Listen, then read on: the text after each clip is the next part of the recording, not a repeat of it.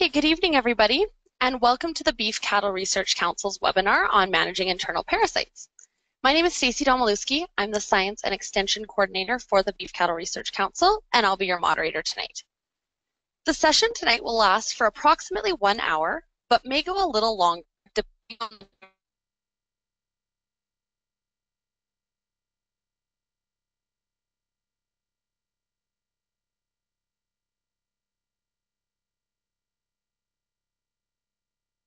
registered within the next couple of days. So if you missed hearing anything tonight and want to watch it again, you can. So of course, you'll be able to hear and see tonight's presenters, but we can't hear or see you. So if you want to communicate with us, just type into the questions box in the small chat window on the control panel on the side of your screen. If you have questions or comments for either, that's where you can, and we'll have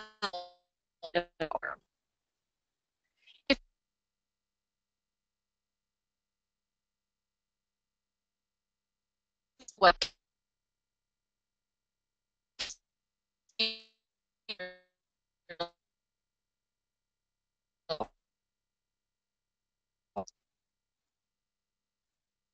So here's what we'll be covering tonight. And with that, I'd like to get started. So I'm pleased to introduce you to our first speaker of the night, Melinda Gurman. Melinda is the General Manager of the Canadian Beef Checkoff Agency, where her focus is to ensure the transparent utilization of producer checkoff and import levy dollars to continue to build and strengthen the beef industry across Canada. All right. Hi. Hi. Am I on? You are, and I'll just get you to share your webcam as well. Okay. There we go. Perfect. Great. And so now I can just start my, click the show my screen and I'm ready to go? Absolutely, yep. Excellent. Well, good evening, everyone. I'm going to take about the first 10 minutes of your webinar to talk to you a little bit about the Canadian Beef Cattle Research, or the Canadian Beef Cattle Checkoff Agency. And I'm just waiting for my presentation to come up. And there we go, and I hope that's all good. Stacey, I'm good? I'm going to assume everyone can see that.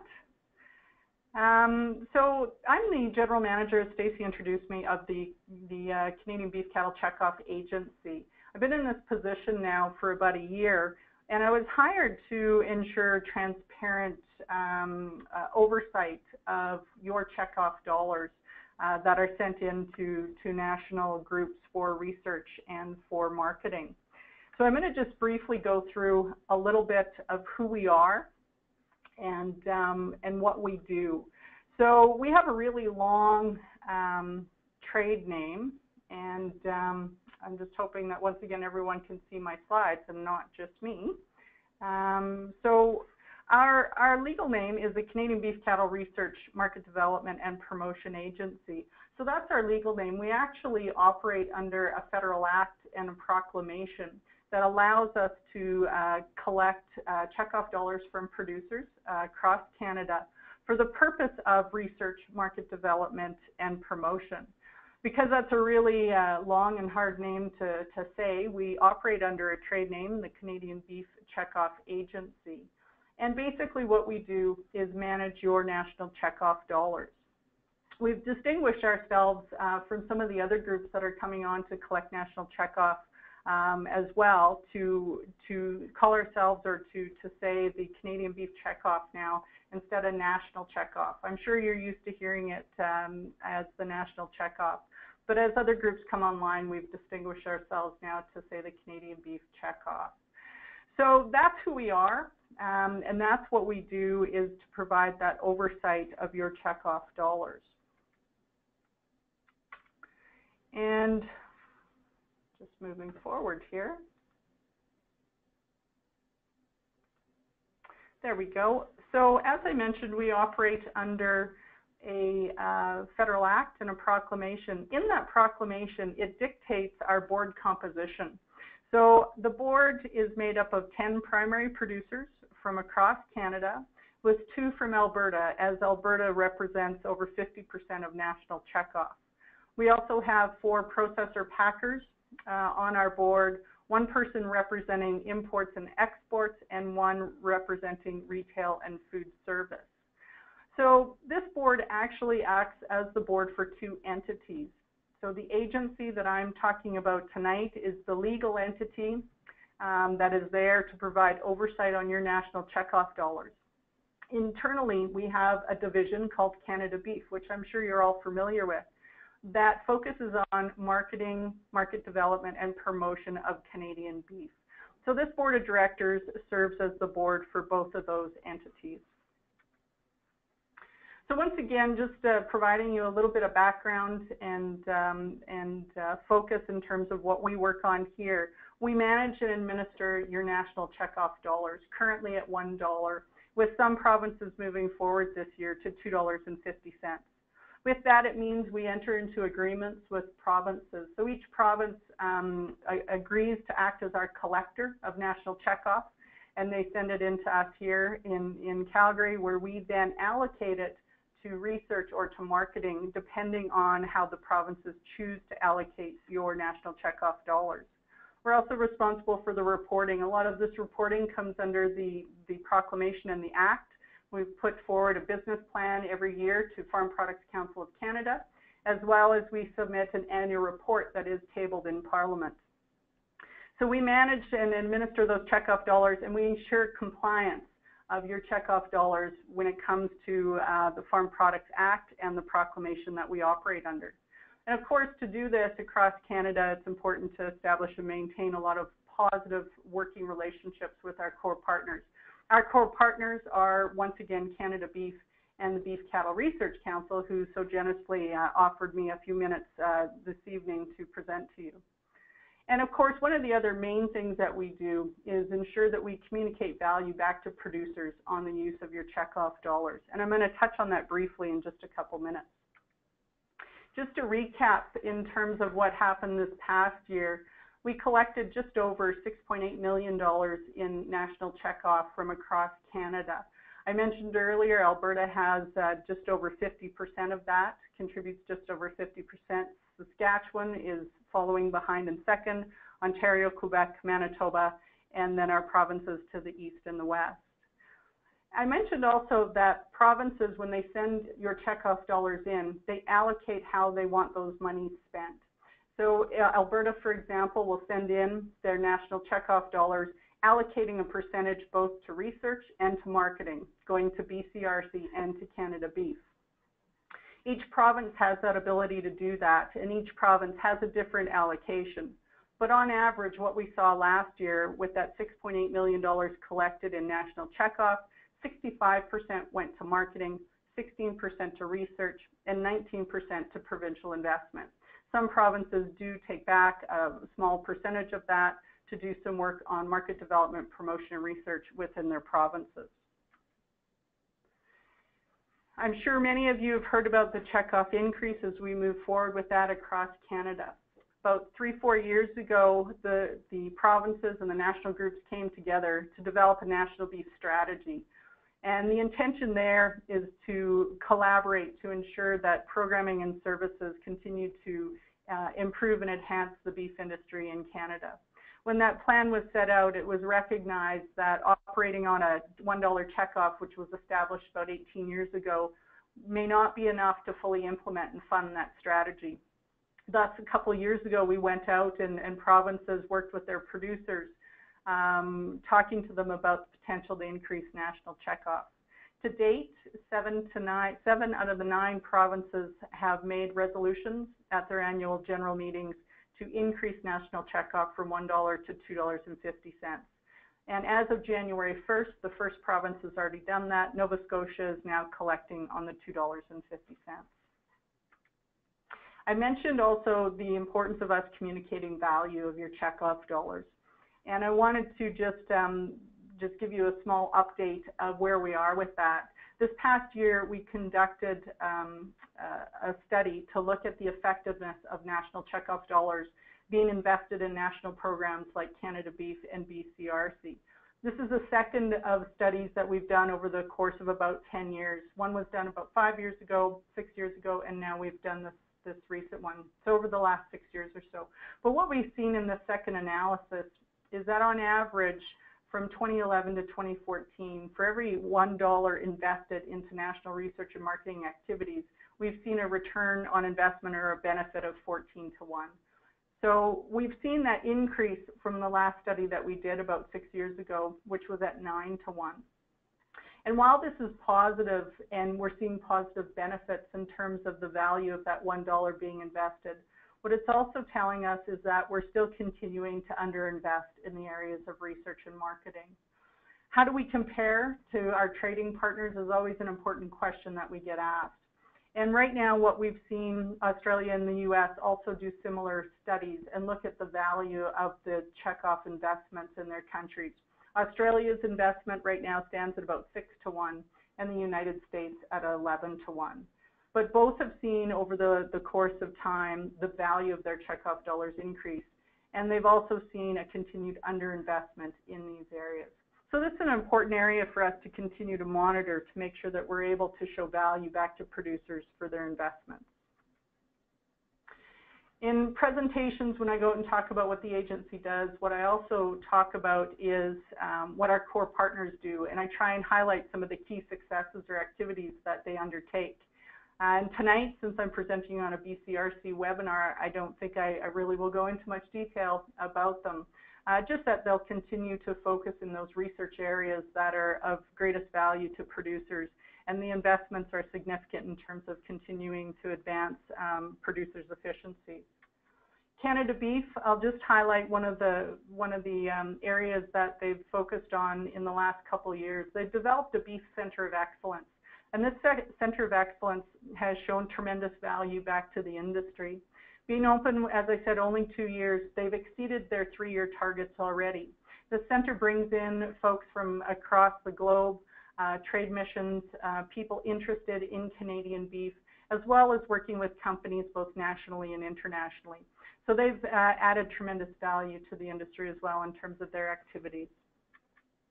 I'm going to, as I mentioned, this was a quick run through this evening to give you a little bit of an update of who the agency is and what we do on your behalf.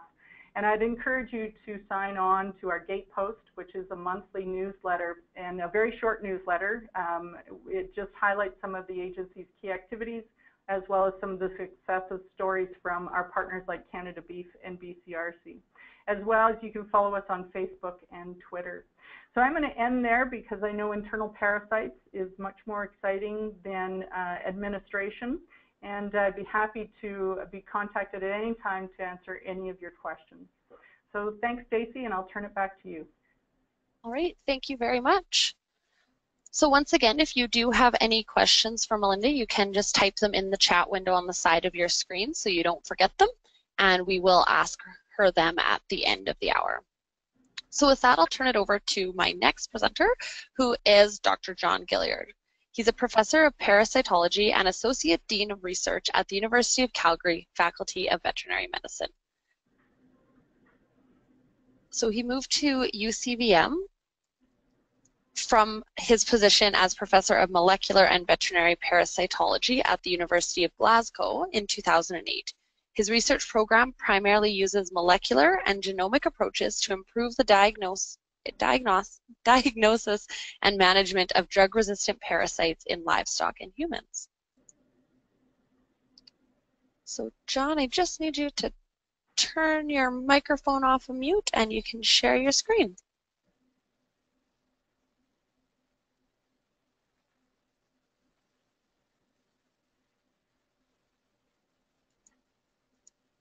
Okay, how's that? That is good. Everything looks good. Good. So I shall pull up my presentation. So does that look good? It does. You're good to go. Good. So thanks, Stacey. So thank you to the BCRC for inviting me to participate in this webinar. So it's a slightly out-of-body experience staring into a computer, assuming there's people listening. But I'll assume you're all out there listening carefully. So obviously this seminar is about managing internal roundworm parasites of beef cattle. And as Stacey explained, I'm from the Faculty of Veterinary Medicine, University of Calgary. And I just wanted to say very briefly a couple of words about the faculty before I kick into the main part of the seminar. So we are 10 years old now in the faculty, and we were set up with a mandate from the province to really have a strong focus on production animal medicine and rural practice. And we're located on 3 different sites, which are shown on this slide here. We have another strong mandate to have research as well as training DVM students. And so that is why our administration, our labs are based at this site here at Foothills, which is with the Faculty of Medicine. And I'm actually sat, if you can see the arrow, looking out across 16th Avenue here. So it gives you a visual image of where I am. And the faculty has research labs clustered throughout this complex, which gives us a great infrastructure and academic environment for research. And then we also have this other campus out at Spy Hill, which is about 15 kilometers to the northwest, which is where our clinical teaching facilities, which is shown here in an aerial shot, and we have our large animal research facilities, which are just out of shot actually on there. And then the other part of the faculty is our distributed learning community, which are the practices throughout Alberta, which partner with us and host our students and some of our research projects actually to provide clinical training. So that the idea behind it is we are rooted in the community as well as on these campuses. So back to the main topic, and that's internal parasites. So what I want to do just to kick off was to really go through 1 or 2 things about different types of worm parasites in cattle, because there's sometimes some misunderstanding of the types of parasites we're even talking about. So when we look at the different classes of worms, we have gastrointestinal roundworms, which are the major ones I'm going to talk about here. And I've called them invisible. Clearly they're not literally invisible, but from the producer's point of view, they are, because you see very little sign of them quite often. But the impact is a loss of production. And so they're a challenging thing because it's an invisible kind of stealer of profit, if you want to put it that way. Other parasites, we have cattle lungworm, which is, again, roundworms, and these infect the respiratory tract. And these cause clinical disease, but are less common. So you get sporadic clinical disease, but when it hits, it's very obvious. And then we have tapeworms, which some people tend to be very concerned about. I should go and minimize this, I've just realized. I'll move this over here. We have tapeworms, which are very visible in the feces, these large segments. This is a bag of feces, these large segments. But basically all the studies that have been done show minimal impact of these, and so these are not that important.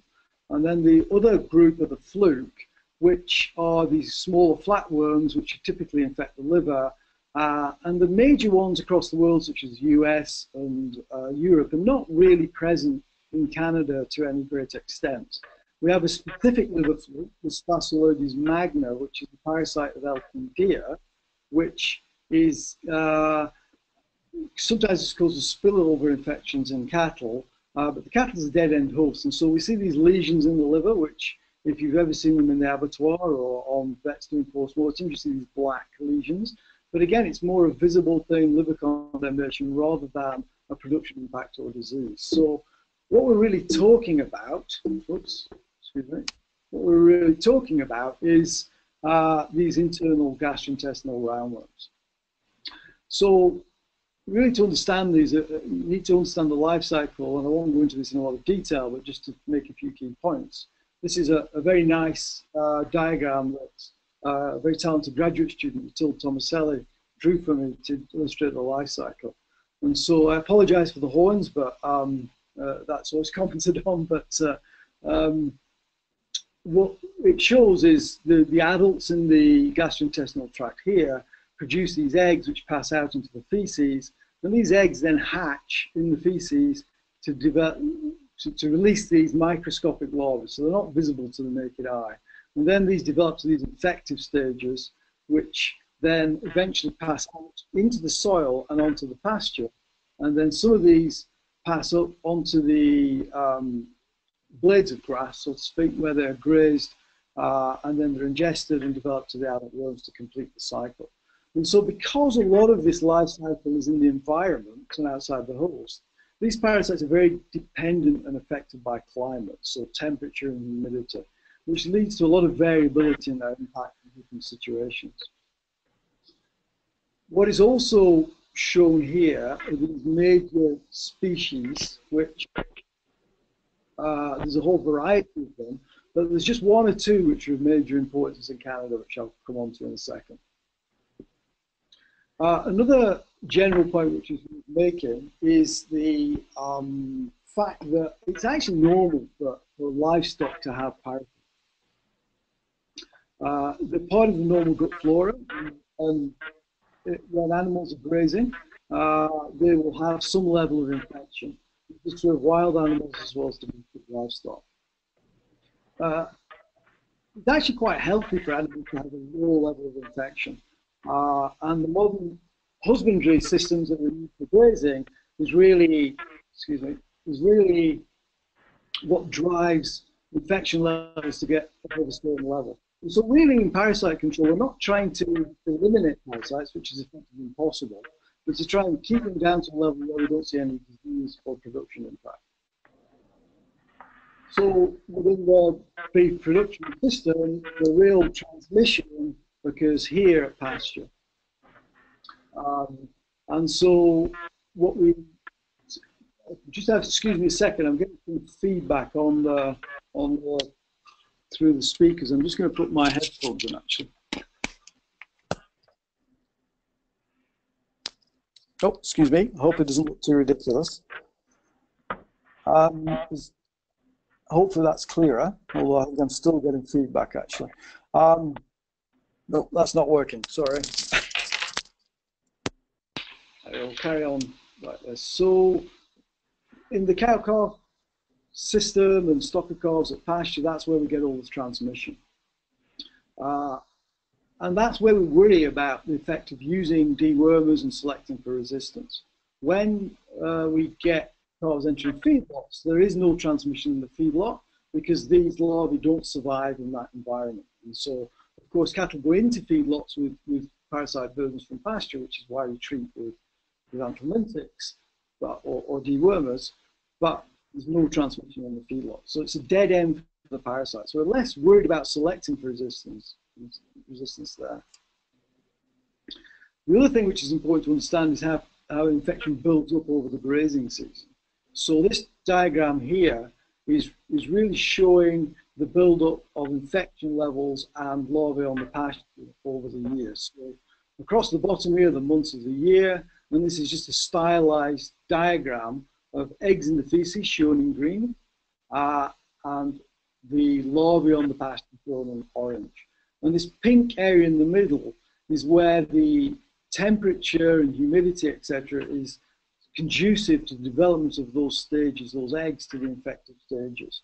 So if eggs are produced out of season, so to speak, in the winter, November, December onto the pasture, they'll just die, they won't do anything. So there's no transmission at that time of year. So if you imagine a situation, and the simplest way to think about it is stocker cattle, which is the simplest scenario, going out onto a pasture, they will have parasite burdens from the previous year. There will be eggs in the feces at a low level, but there will also be larvae surviving on that pasture. And so they will graze and ingest these larvae. These will develop to adult parasites. And then those adult parasites will produce eggs. And so the egg output starts to gradually increase throughout that grazing season, partly from the overwintered larvae which have been picked up earlier in the season. Of course, those eggs then develop to larvae themselves, and so we see this real build-up towards the end of August, September, October, and that's where we get the peak levels of parasites and the peak levels of impact. But of course, this is very variable depending on climate from year to year, situation to situation. So I had a question to start with. So, Stacey, can you throw up the question? Absolutely. So our first question here, so the poll questions are your opportunity to participate in tonight's webinar. So you can click the ones that apply to you. The questions here are anonymous to everybody who is viewing the webinar. So the first question, we'll intersperse them throughout the webinar tonight, but our first one is, how concerned are you about production loss in your herd caused by internal roundworm parasites? So very concerned, moderately concerned, slightly concerned, not concerned at all, or you've never thought about it before.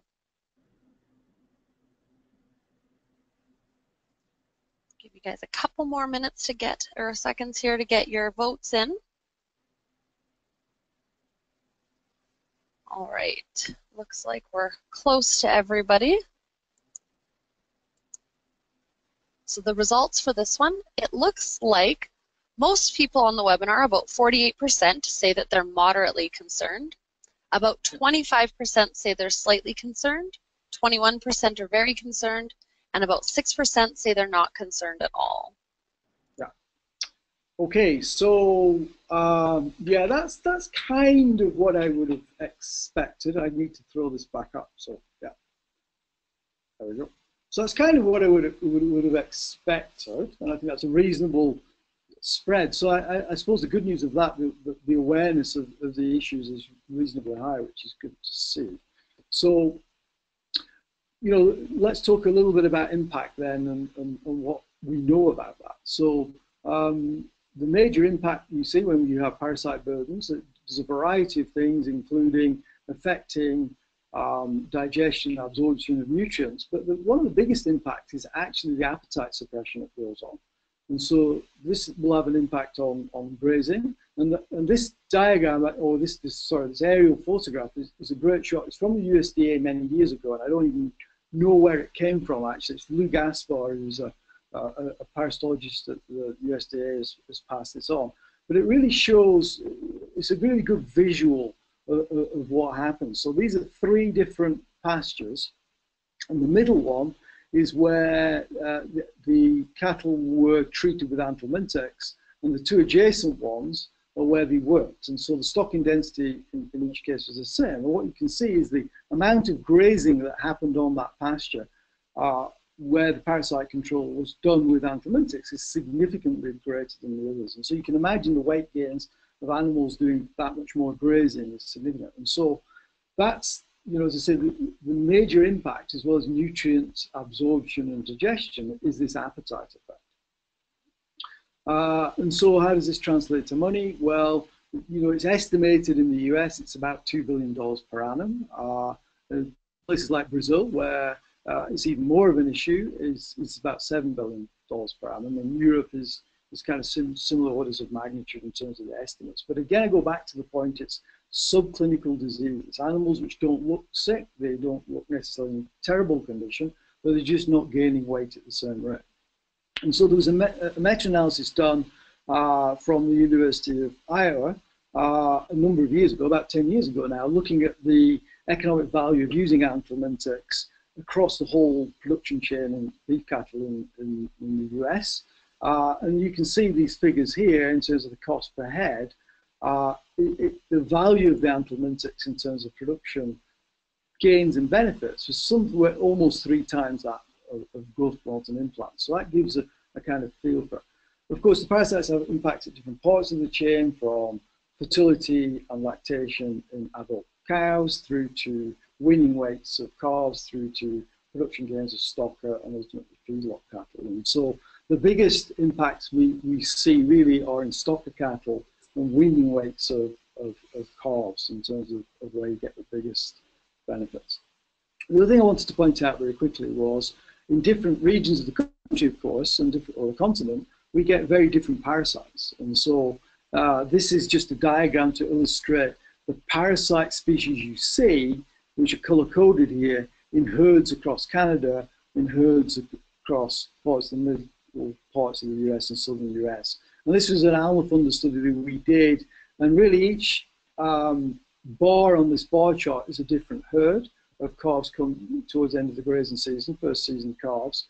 And these different colors the different species. So you see this orange is this parasite Osteratia. And this parasite is actually the most damaging of the different species, and also produces the fewest eggs per worm into the feces. And so that's why it's in this part of the world, and although we see in Canada, this will equally apply to the northern US states compared to the southern US states, we see a greater proportion of this more pathogenic or damaging parasite species compared to further south and lower egg counts. And so that's why even with lower egg counts, we can see these impacts. And so to illustrate that, this is a study done here in several US states. So most studies in this, I've just picked a few, showing the benefits of parasite control in stocker cattle. And so if you just look across the top one, this study in Idaho, these are control animals which were untreated, animals which were treated, and this was using a depot injection of pyridomectin, which gives 100 days of protection, if you like, minimum, and that's this new long-range product. Basically what you see in terms of the reduction in egg counts across that 120 days, but if you look at the daily gain or benefit is 0.16 pounds per day gain in that environment. And if you notice, the egg counts are actually relatively low in the control and untreated animals. And you see this trend in different studies in different places. Now, of course, these studies often only report the positive results, and so we don't want to say this is always the case for every producer, but this shows the impact in some cases with stocker cattle in that part of the world. And I think the problem is in Canada, we don't really have those kind of studies. But what we can say, the climate here, although it's cooler a little bit, isn't too much different. And actually, I just pulled down, just to illustrate the point, comparisons of climate and temperature in Idaho compared to Calgary, Alberta. You can see, there's a significantly lower temperature, but actually the moisture conditions, the precipitation is actually higher during the grazing season, so there's a trade-off there. And again, if you go to eastern Canada, if you compare Minnesota to Ontario, the temperature's a little bit different, but again, the precipitation moisture overall is higher in Ontario. So again, when we look at the studies from these northerly US states, I think we can be reasonably confident it's to some degree translatable, although I have to say we really don't have the data from the Canadian system itself, which is a gap in our knowledge, if you like. But what we do have is an understanding of the parasite burdens in terms of egg counts, and this is again an ALMA study we did, and this just shows eggs per gram, a mean eggs per gram of 20 animals. This again is first season calves at the end of the grazing season. Then you can see the egg counts are between 10 and 20 eggs per gram in many herds, and that's kind of in that ballpark of where you might expect to see production losses. But I have to emphasize, although fecal egg counts are useful in terms of monitoring, which I'll come on to, they're not the be-all and end-all. There isn't a linear relationship between egg counts and production impact. It's just basically illustrating the levels of infection we're seeing are very similar to the levels of infection you see in those northern US states. So I had another question thrown in here. All right. Our next question here. So how concerned are you about roundworm parasites becoming resistant to the dewormers? So once again, your answers are very concerned, moderately concerned, slightly concerned, not concerned at all, or you never thought of it.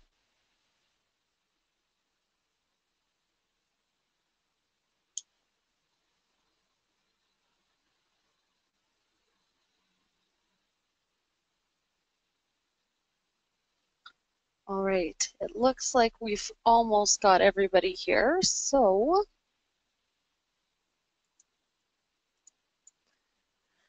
looks like about 47% of people are very concerned, 35% moderately concerned, 12% say that they're slightly concerned, and 6% have never thought of it before. That's good. So, yeah, no, that's interesting. Those are interesting results, because again, I think if we'd asked that question, that's encouraging, I think, because if we'd asked that question probably 5 years ago, I think I suspect we would have had much lower levels of concern. So I think that's a positive thing because it shows people the awareness of the issues at least is growing. So that's at least part of the solution is awareness of the problem. So to illustrate the situation here, so again, this was an ALMA-funded study, which we actually did this in collaboration with a number of people from Merck with Roy Lewis, who may be listening today. So, but Roy was very helpful with this study with us. But basically, this is looking at the efficacy of porons, which are, most of these are straight ivermectin porons. And this looks at the reduction in egg counts at 2 weeks after dosing compared to before dosing. And so this is the percentage on the vertical axis here. And you'd hope to get about 95% efficacy. And again, if you'd done this 20 years ago, you would have expected to get 95% efficacy in most cases, I think. So what you can see is in many cases it's a lot lower than that, and in some cases actually the egg counts are, and this one is actually higher than before. So this isn't really a direct test of resistance because this is producer applied product, and so there could be other reasons in any one case why it was a suboptimal dosing. But overall, this is very typical of what's been seen in the US and in Europe. And so what we know is the situation in Canada is quite similar in terms of the efficacy of these products. And so this is a concern because it's an indication that resistance is evolving, but it's also a concern because the benefits in terms of production are clearly going to be suboptimal. It's also a concern because in the longer run, the worry is that we will start to see greater production impacts and also potentially greater clinical disease. And that's, again, I tend not to emphasize that too much because I don't want to overstate the problem at this point. But again, you're in a situation where you've got these products which have been very useful, and if we don't use them properly, we will lose their ability to be used as therapeutics as well, and that's a concern which we need to consider. So again, this diagram really just illustrates the insidious nature of this problem, particularly in cattle. In sheep, we see much more clinical disease; it's more obvious. But in cattle, because it's production that we're looking at, you don't notice this problem, unless you go specifically looking for it. And so when we look at the situation a number of years ago, the blue worms on here represent susceptible ones, where most of the population is susceptible, and we apply drug, clearly kill inside the host all the susceptible ones and leave behind the resistant ones. And those resistant ones then reproduce and produce resistant progeny, which then go on to the pasture. And so the proportion of resistant worms in the system, so to speak, the ecosystem, gradually increases to a point where we're around about here now, I would say, where we've got, in many cases, a majority of parasites, or a significant proportion of them which are resistant. It's different for different species of parasite, and I'm not going to go into those details for time now, but I'm happy to answer questions on it. But the point is, this is a very insidious problem which kind of creeps up.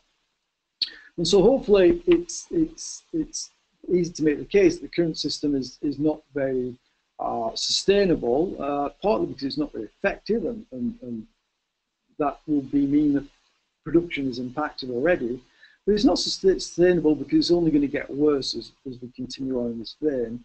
And also, I think it's worth making the point that, and I'm sure many people are aware, or everybody's aware, that the consumer perception is important as well. And using these products, as we've done for the last 20 years or more, without evidence of need, without any benefit, becomes less easy to convince consumers and export markets that's a good thing we should be doing. So again, responsible use of pharmaceuticals in the industry comes into this as well.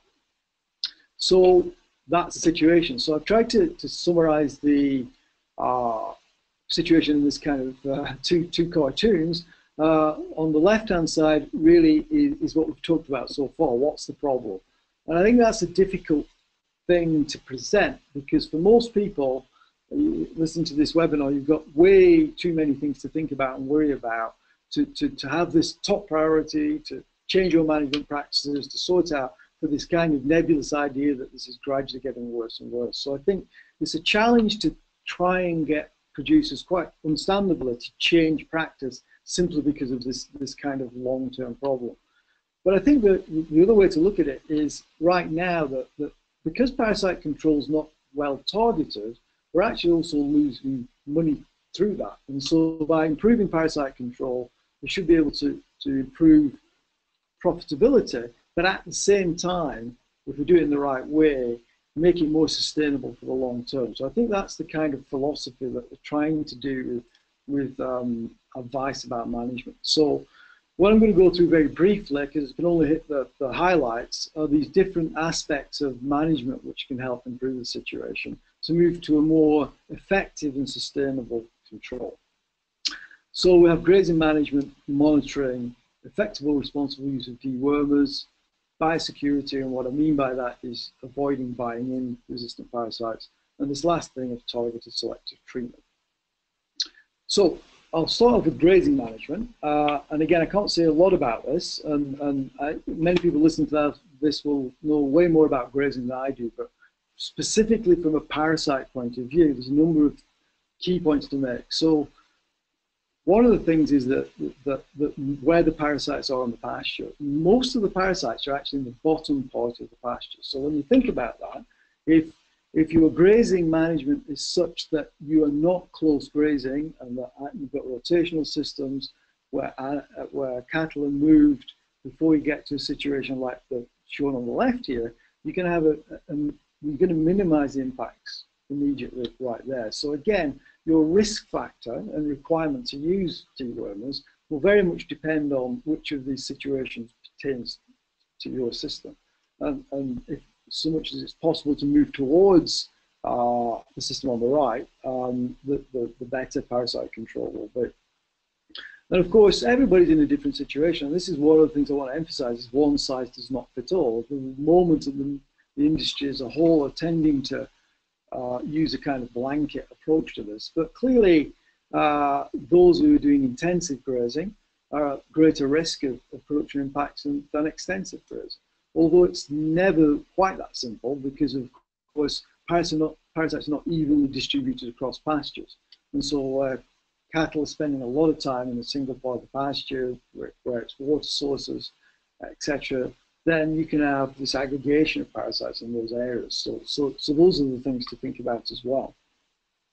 Rotational grazing systems, we don't have time to go into it in any depth, but there's some misconceptions about that as well. These parasites will survive for many months on the pasture. So if you have a rotational grazing system whereby you return cattle to the same pasture within a few months in the grazing season, that won't necessarily help parasite control that much.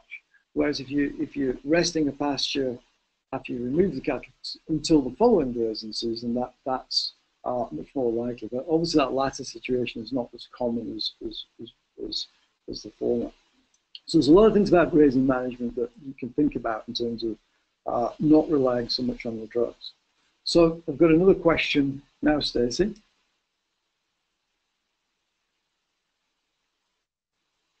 Okay, for your next question here.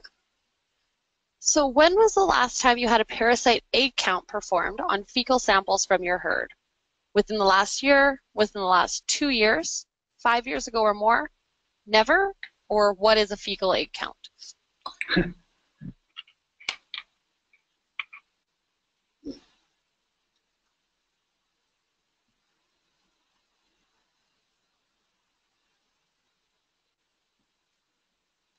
Okay, it looks like people are still getting some final answers here.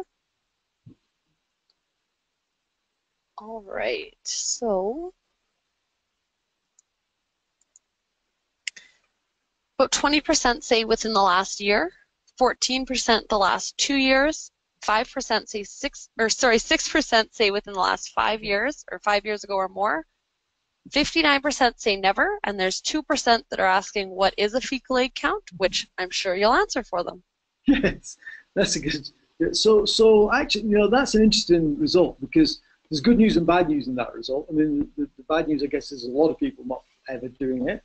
But the good news is actually that there's a significant, still a minority, but a significant proportion. And again, I suspect I could be wrong actually, but I suspect it would asked that question 5 or 6 years ago, those numbers would have been lower in terms of what people are doing. So I think there's some room for optimism there in terms of again, people changing in the way they're thinking about things. So what a fecal egg count is, I should just go back to my presentation, is where we take a fecal sample and actually count the number of eggs per gram in the feces. And it's a proxy of the parasite burden. So a couple of things to say about it is, as I said earlier, it's not a precise measure. And so there's no magic formula which says if you have this number of eggs, you should do X, or if you've got this number, you should do Y. Well, this is where the cutoff is for production impact, and not. It's not that simple.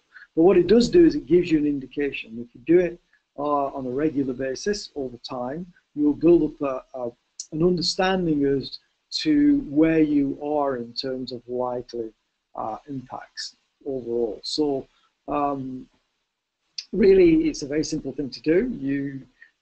The easiest way to do it is to take fecal samples from the pasture. And so as long as they're warm and steaming, i.e. fresh, simply taking samples like that is absolutely fine. Ideally, you want 20 animals and send them in as separate samples. And if they're going to be pooled, they're pooled in the lab.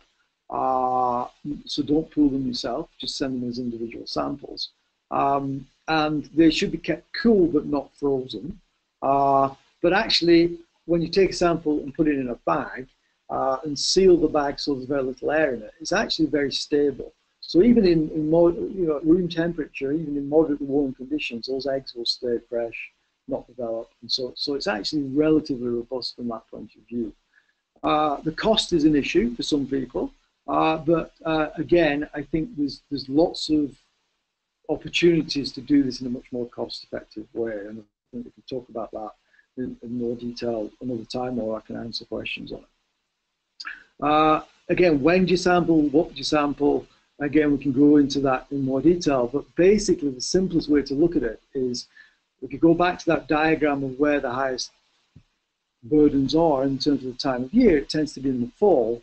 So if you take fecal samples from calves in the fall, that will give you the most sensitive indication as to what the situation was that year. So that will tell you how effective control was that year and give you an indication of the risk factor for the following year.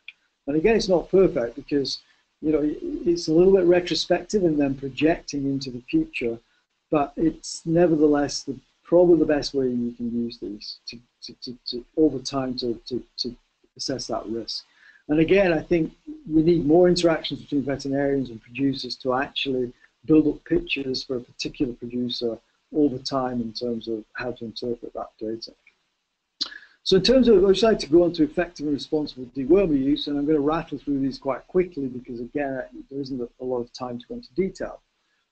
So we've got the correct deworm on the correct animal, the correct dose at the correct time, and checking the effectiveness. So the correct dewormers, a few things to say about dewormers.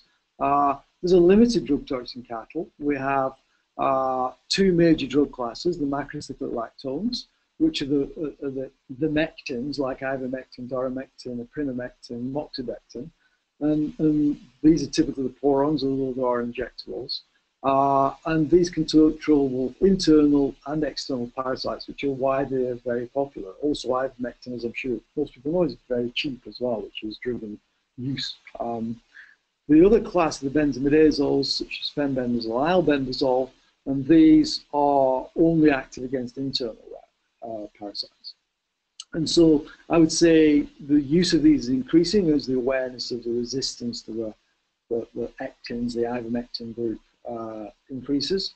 And the situation with benzimidazoles as yet is we don't have too much resistance as far as we're aware to the benzimidazoles. But that inevitably will change as they get used more and more, I'm sure. And so I've just produced a table here, which again, just to scan over, just to give you the trade names of these drug classes, because you're probably more familiar with those trade names. And the new one, which has been released, is this long-acting injectable formulation, long range, which is basically more appropriate for stocker cattle. And then you've got these oral products, which can be either dosed orally or used to breastfeed in terms of treating animals at pasture. Question 4. All right, so the next question here. Do you ever use 2 different dewormers at the same time? So often, occasionally, or never?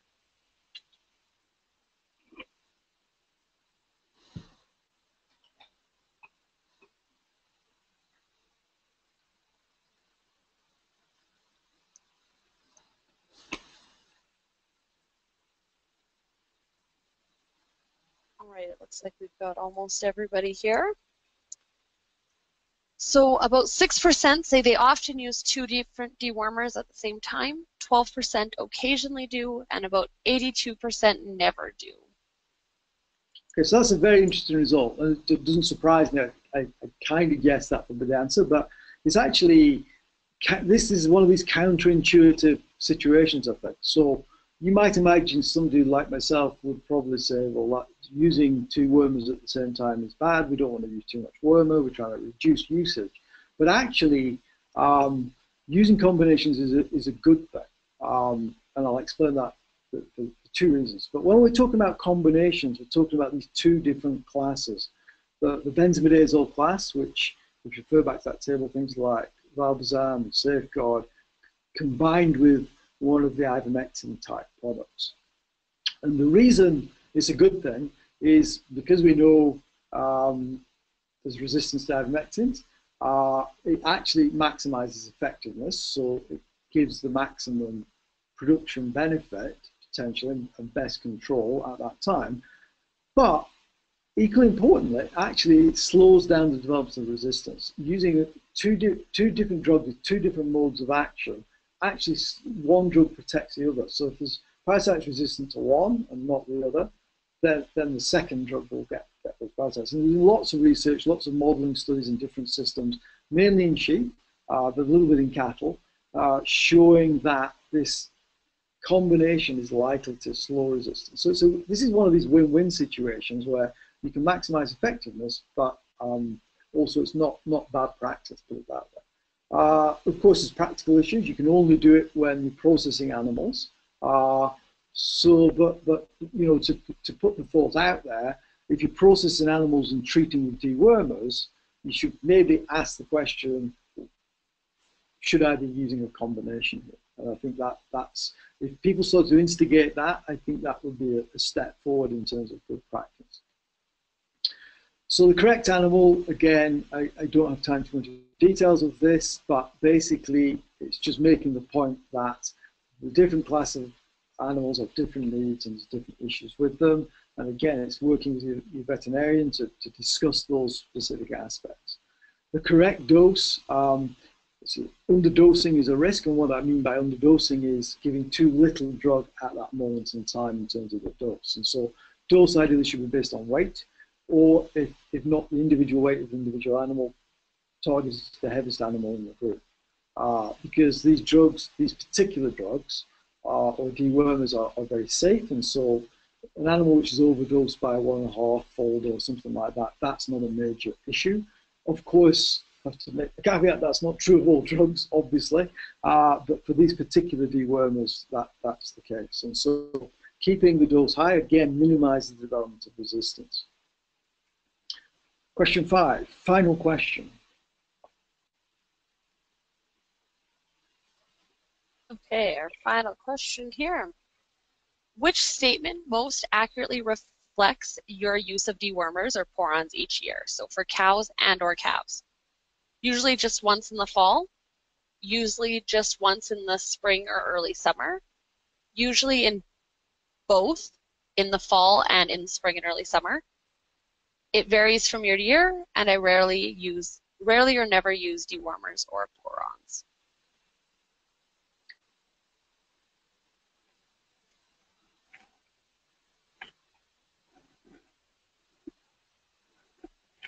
I'll give some time with this one. There's a lot of reading. Yeah.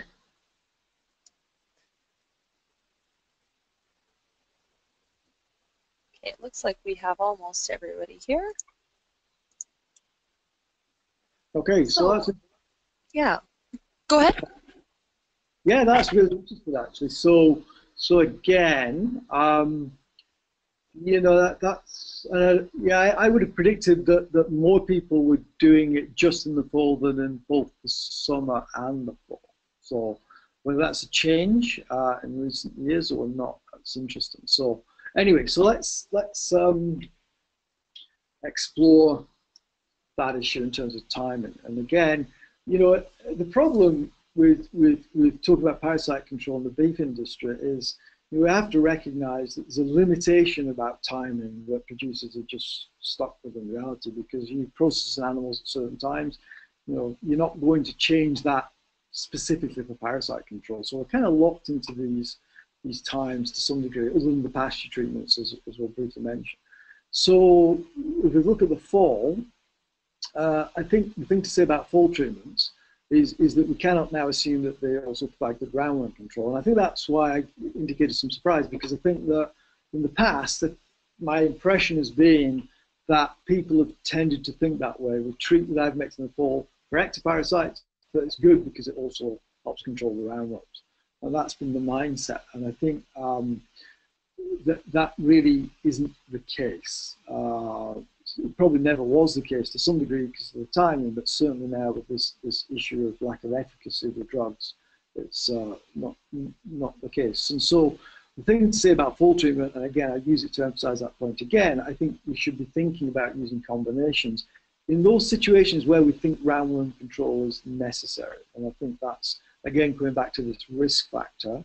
They'll just use it as an opportunity to make the point in some situations, there may be minimal impact of roundworms in very extensive grazing, certain seasons combined. That is a way lower risk than more intensive grazing in certain climatic conditions, of particular year being wet and warm, etc. So that choice of fall treatment, if we are targeting roundworms, it should be a combination. In the spring, the key point about the spring treatments is that some larvae do survive on the pastures over the winter. And so even if that fall treatment for yearlings and for adult cattle, if it completely clears out the parasites, those in the spring, those animals will pick up overwintered larvae and start contaminating the pastures again. And so there's this strategic idea that if you can treat in the spring and early summer, that prevents the buildup of pasture contamination. And so the problem with that is how do you do it? And so there are a couple of products, either be it the fenbendazole products where you can put them in feed and mineral, etc., or the injectable long-range type products. So I think those are the products you can do this with. But what I would emphasize is it should only be done where a risk factor suggests there's going to be a benefit. And so what I would not want to see is everybody moving towards this process just because there's a kind of blueprint for it. It really will benefit some producers who are at higher risk and will not benefit other producers who are at lower risk. And so this understanding of the situation in your own farm, particularly with the aid of fecal egg counts, is important to consider. Checking effectiveness, again, I'll rattle through this. You can take egg counts, do fecal egg counts 2 weeks after treatment to check the effectiveness of dewormers, and that would be good if we could persuade people to do that more regularly. Biosecurity, I've only got a couple more slides, but biosecurity, again, one of the reasons we think resistance is so widespread is because animals move around so much. And so when you buy animals, you buy their parasites with them, and so they will see pastures. So if you're buying cattle with high levels of ivermectin-resistant parasites, that's going to be a factor which introduces it to your farm. And so it should be good practice to use combinations at the time of purchase. And so again, checking fecal egg counts after dosing, that's a good practice as well. And finally, I just want to introduce this concept of targeted selective treatment.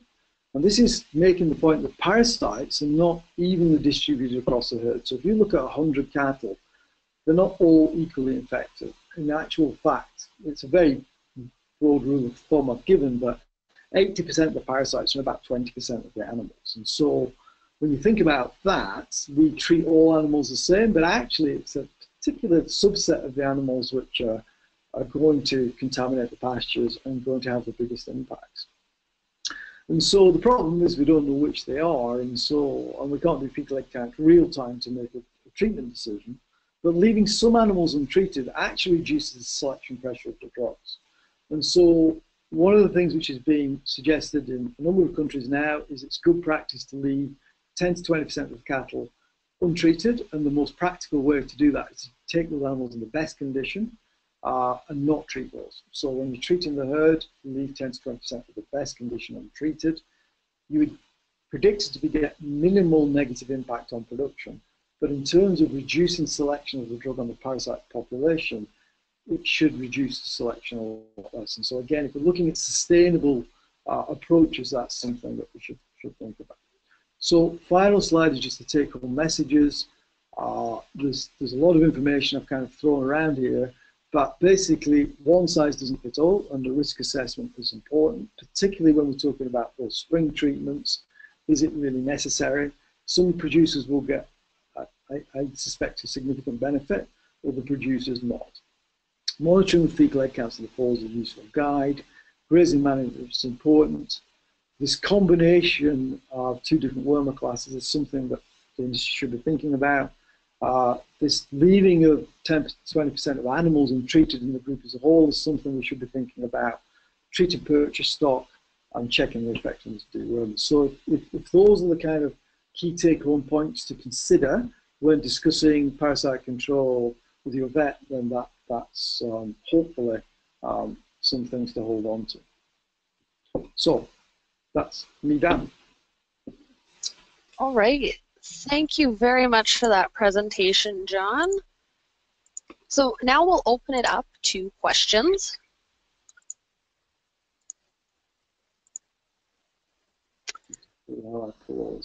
So Melinda, I will get you to also turn on your webcam and microphone as well.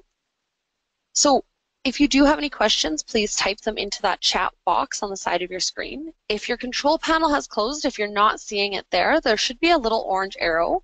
If you click on that, it'll expand, and then you can use the chat box to type your question in. So I'll read them out, and then we'll hear from tonight's presenters. So we had one question sent in ahead of time, and this one is for John. So is it possible to use no dewormer and by only selecting for forages with high tannins? Yeah, so there's no black and white answer to that, unfortunately. There's been a lot of research on the use of forages with high tannins, more in small ruminants than in cattle, and they do have some efficacy at reducing parasite burdens, that's for sure. I think there's less research done in cattle. So in principle, in terms of a mixed approach to reducing parasite burdens, reducing reliance on using dewormers, it would have potentially some impact. In terms of completely removing the need to do it, I think that's unlikely, depending on the circumstance again, because I think if you're intensively grazing, the answer is probably not. If it's more extensive and the risk is moderate to low anyway, maybe that's enough to provide benefits. So again, it really depends on the detail, but certainly some benefits, and there's a lot of research in that area. All right, thanks. So the next question here is also for John. So how much, this came in when you were talking about the fecal egg counts, so how much sample do we need from each animal? Yeah, I mean, a golf ball size sample, something like that. I mean, really the easiest way to do it is having the long plastic gloves, taking a handful, inverting the glove and tying it off. So if you imagine it's a handful of feces is kind of from each part, that would be a typical amount you would send in. All right, our next question here from Melinda. So how is the allocation for research and marketing divided? That is dependent per province. So annually, provinces will submit into the agency at this time of year how they want that allocation split. So each province does it a little bit differently, depending on what they feel their provincial priorities are. So provinces can do 80-20, 60-30, 60-40. It really depends on each provincial association's needs at that time. All right, thanks. So, John, other questions here for you. Manure stays in the field for a long time unless you have a lot of rain, but Yeah. how long do worms stay in the manure? Yeah, so that's a good question. I think in general terms, the first point to make is it depends on conditions. So those eggs, when they pass out in the feces, develop in the manure to these infective stages. Now, once they reach the infective stage, which is that L3 stage, then they leave the manure pass out into the soil and onto the pasture. So in terms of how long they actually stay in the manure, depends how long it takes them to develop to those infective stages. So in peak season, if the temperature's in the high 20s, and so it's conducive to development of maximum rates of development, it can be as little as a week or two for the larvae, the eggs to develop to those infective larvae and start leaving the pat. If it's towards the fall, everything's a lot slower because the temperature is lower, it could be a lot longer than that. It could be 3, 4, 5, 6 weeks, and eventually they won't leave at all. So it really depends on that time. But on the pasture, and I'm not sure if this is the other side of the question that's been asked, they will survive on the pasture up to about a year. So those infected larvae, when they're actually on the pasture, will survive up to a year. So you imagine a fecal pat dropping in the fall, the larvae come out of that eventually into the soil and onto the grass. Those larvae could survive up to almost midsummer at some level. They won't all survive, they'll gradually die off, but some will get through that length of time. And that's why if you imagine moving animals around on grazing, with rotational grazing systems, if the animals come back within a month to the same pasture or 6 weeks, then the larvae is still going to be there just the same as they were before. So I'm not sure that entirely answers it. But. I think so. So another one here, is there any way you can minimize the cost of getting fecal egg counts done? Yeah, that's a really good question, and I'm glad somebody asked that because I was going to incorporate that into the talk and there wasn't the time. So yes is the answer. So I think there's 2 ways to look at it. So what we say is you want to take 20 samples and get the egg count of 20 animals. Because again, if you think about it, what I said about the distribution, most of the parasites are in a few of the animals. If you just sample 1 or 2 animals, you could be lucky and get one with a high count, or it's not lucky, but it's distortingly high, or you could happen to choose 1 or 2 which have got low counts, and so to get a good measure of the herd, you need to sample about 20 animals. That's the kind of the feeling. The problem with that is, of course, the cost. If a lab's charging $20 a sample, it's a lot of money, right? But there are ways that labs can do it, and I think the labs themselves need to think about whether it's veterinary practices or commercial labs need to think more about how to reduce costs. One way to do it is those samples can be pooled in the lab, and a few samples from that big pool can be done. And so rather than doing 20 preparations and looking down a microscope at 20 samples, that can be done with just a few things of the pool, right? And so it's a lot less time and effort, and so that will bring the cost down and give you a good indication. Also, I think for veterinarians who are doing it in their practice labs, there's a whole economic model as to how you build it into a herd health system. And I think if you look at the sheep sector, what quite often you'll see with flock health plans is that the fecal egg counts are free, but the advice is charged for as part of a herd health plan, the flock health plan. So again, I think this one of the things that's held back the use of fecal egg counts is the fact there's a charge per sample, which is quite high. And I think the industry and the diagnostic side and the veterinary profession need to think a little bit about how to restructure it to encourage people to do more. And it's not a cost per sample basis, it's more of part of a package. And so I think that's where we need to go to get greater uptake and more usability to it all.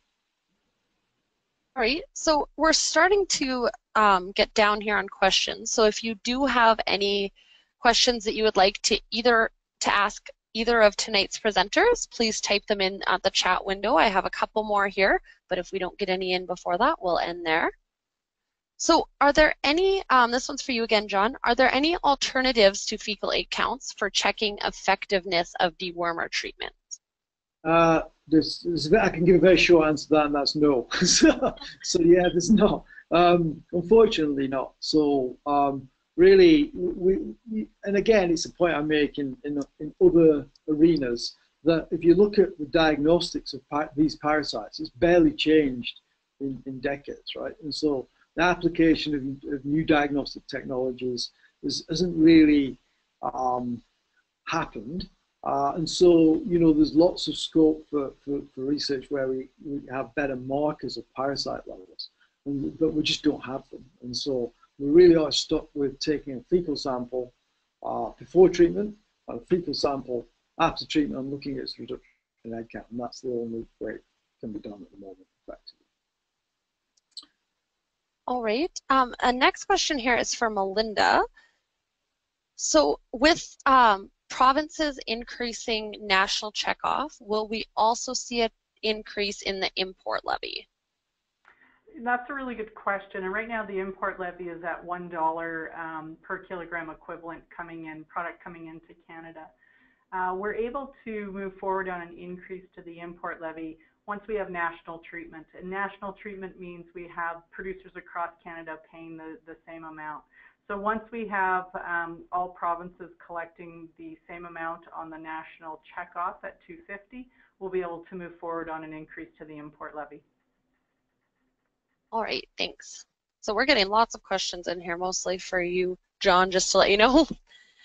So the next one here, how long does it take to get results back for a fecal egg count?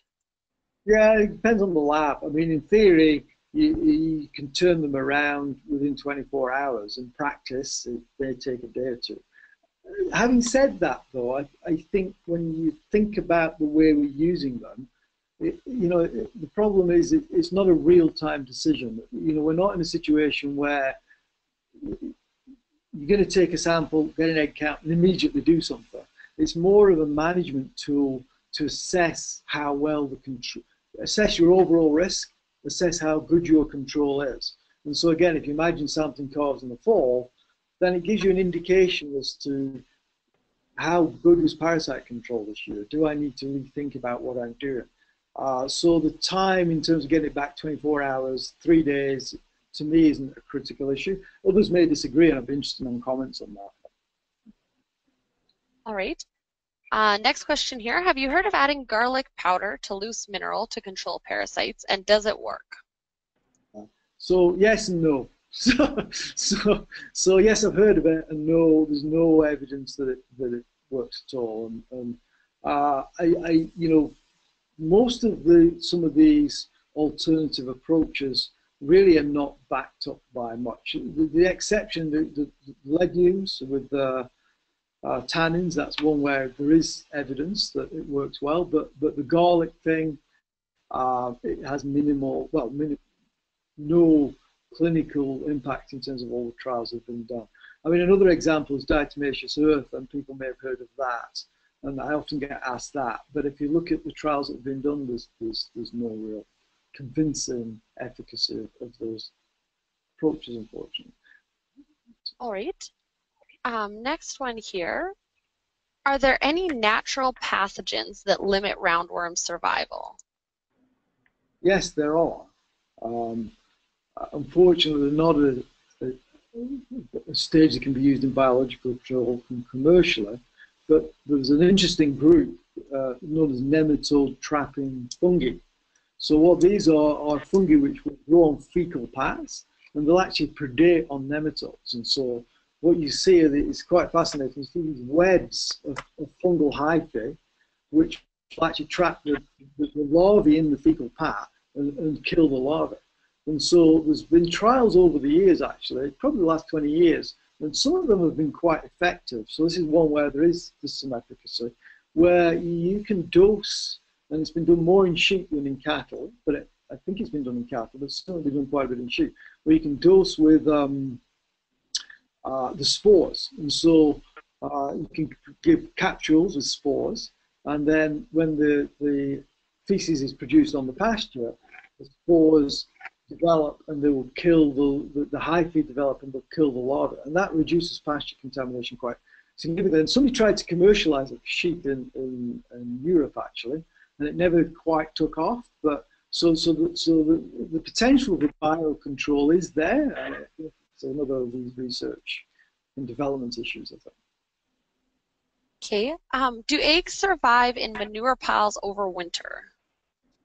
Yeah, probably not, because manure piles are well, no, the answer is no. So as it's compost, and the temperature gets above a certain level, it will kill both eggs and larvae. So I'm trying to remember the exact temperature, but for most of these species, if the temperature goes above about 32, 33 degrees C, for any length of time, whatever it is, a week or so, then they'll start to die. So again, most composting and manure piles will go above that point. So.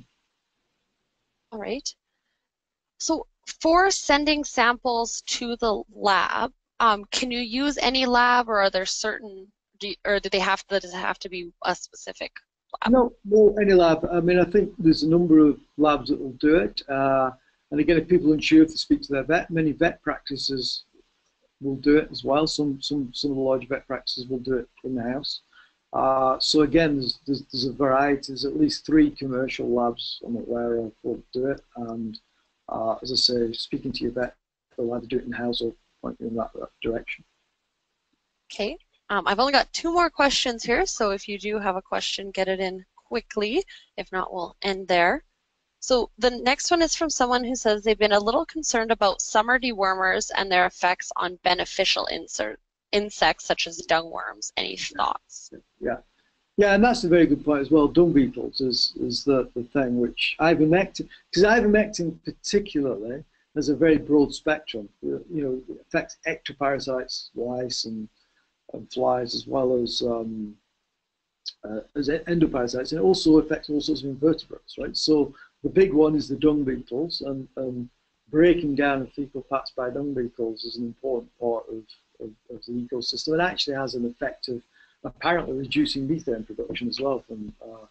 So it has all sorts of knock-on effects, and the ivermectin presence in the fecal pat can have a negative impact on dung beetle communities. So again, it's another of these environmental issues, and I think we've been, you know, the fact that ivermectin is so cheap and so easy to apply and is applied, again, it comes back to this kind of consumer perception issue and the environmental impacts of these things. So there are some environmental impacts to invertebrate communities, particularly dung beetles, yeah.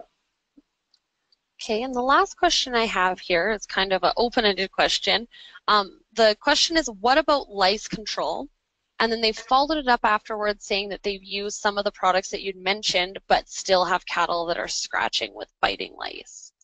Yeah, so talking about, so when you say I've mentioned, it's probably the porons, right? So yeah, and I think it did, as yet there's no convincing data to suggest lice are becoming resistant to the ivermectin group of porons. Having said that, that comment that you've just made, or the person who's sent in, you hear that quite commonly, that where it's expected to work, anecdotally it's not working. So there is potentially something to at least raise the concern that there may be resistance developing, but there's no evidence, that the studies have not been done yet to look at that. We know lice in humans, for example, become resistant to treatments, and so it wouldn't be surprising. Of course, it just depends. It may be not necessarily resistance to those products. It may be just that the burdens are so heavy that the single treatment wasn't sufficient.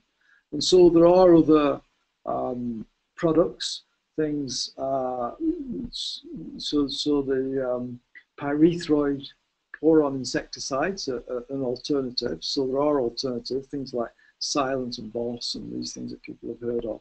And so really, it's a question of trying to assess whether it's really the poron ivermectin that's not worked because it's not doing its job, versus the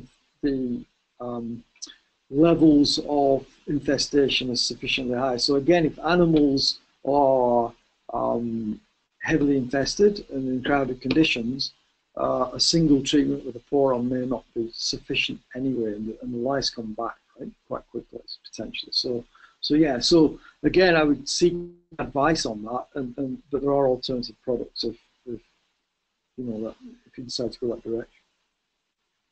All right, so I think that is it for questions. So I just have a couple more things to let everybody know before I let you go. So the first one is how to get more information and science-based production advice through the BCRC. You can go to our website, beefresearch.ca, and click the subscribe button if you're not already to sign up for our free email list. If you have Twitter, Facebook, or a YouTube account, you can connect with us there as well. I'd also like to let you know about our last webinar of the season. So it will be on managing native forages, and it will be held Thursday, April 6th, so next week, and you can register for that, the same as this one. So very shortly, as soon as this webinar ends, you'll be asked to complete a short survey that asks how about tonight's session and what you're most interested in for future webinar topics. So I am developing next year's list right now, so I'm really interested to hear what your thoughts are on future topics. We do need your feedback to do the best we can to deliver information that's both useful and meaningful to you and helps you make informed decisions on doing what's best for your operation. So please do complete that survey and don't hesitate to contact me with any questions, comments, or suggestions you have at any time. Within the next couple of days, you'll be receiving an email from me with a link to watch this recording, as well as some additional information on managing parasites and the Canadian Beef Checkoff Agency. So that's it. I want to thank all of you at home for joining us tonight, and on behalf of everybody, thank you, John and Melinda, for volunteering your time and expertise with us tonight. So good night. Thank you.